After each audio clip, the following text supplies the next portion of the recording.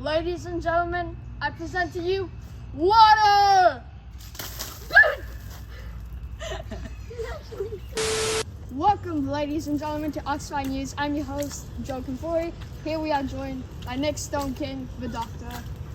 So, Nick, how are you today? I am fine, thank you. It's quite rainy out here today, though. Yes, it is indeed. So, I have a couple of questions to ask you that the public want to know about the water cycle. And yes, So, Nick, first question. Is water important for life on Earth? Indeed it is. Water is very important for life. Water holds a major part of Earth to be sustainable and live a healthy life. How would life be without the infamous water cycle? This would be very horrific. The whole planet would die. All plants wouldn't be able to grow, and the planet from space, it would look all brown and not blue or green. Okay. So now, Nick, how does the water cycle work?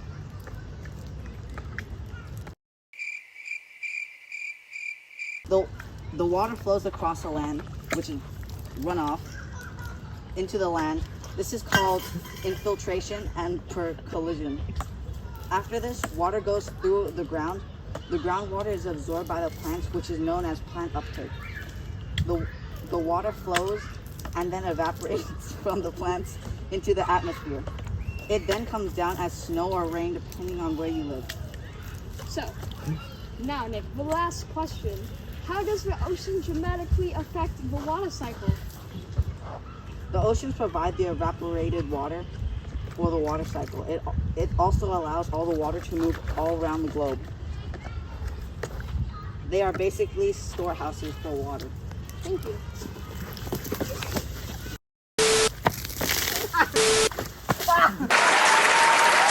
The next day. Hello, ladies and gentlemen. What? Start again. Ladies and gentlemen, welcome to day 2 of asking experts questions about the water cycle, the ocean, extreme weather, and everything. Here we have Dr. Oliver Bruni, and he is going to talk about his case, how climate change and climate temperature affects the ocean. All up to you. Hello, I'm Oliver. I'm in Thailand right now. Today's looking a bit hotty and cloudy from where I'm at. I'm here to talk about the massive change in climate temperature. NASA Earth Observatory states that the Earth's average temperature has risen 0.6 to 0.9 degrees since 1906. You may think that this isn't a huge difference, but it is. If we don't stop soon, we will face an even bigger problem later.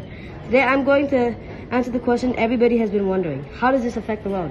Due to this massive change in temperature, it has changed the ocean's temperature, shrinking glaciers, thawing permafrost, and even changes the increase in heavy precipitation. You may not think it, but this links into the other problems we've been having with extreme weather events, ocean, and even the water cycle. If the temperature rises, more glaciers will start to shrink, and that would easily affect the rising sea levels. If the sea level rises, then there will be even huger consequences on the increase in rain and hail, and that would have an impact on the water cycle. Then if that happens, then the extreme weather will increase due to all the rain. As you can see, they all link together, and if there's even the slightest change in temperature, there will be huge problems on humanity. Well, that's a lot of damage! Day 3. Welcome, ladies and gentlemen, to day 3 of our exploration, and here we are with Dr. Smith. Dr. Smith. Dr. Smith, where do you work at? I work at MIT. I'm a certified researcher.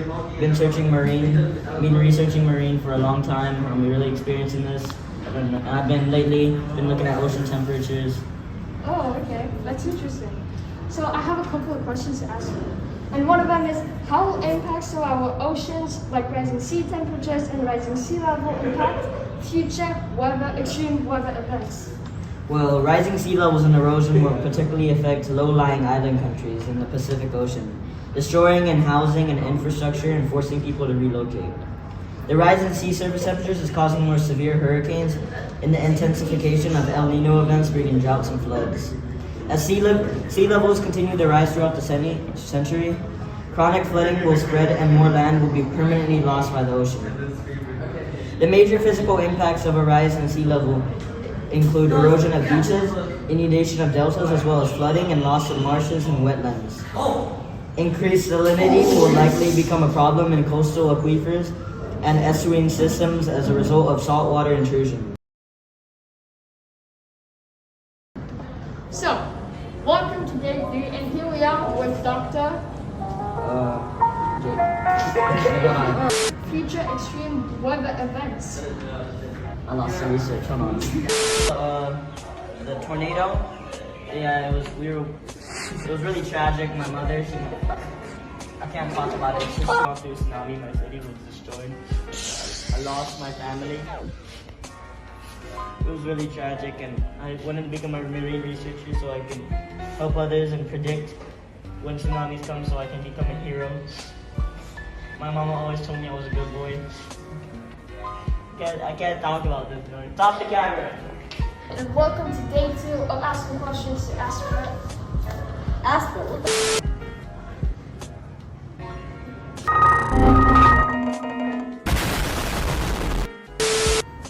Hello, ladies and gentlemen. Hello, ladies and gentlemen. Welcome, ladies and gentlemen. Hello, ladies and gentlemen.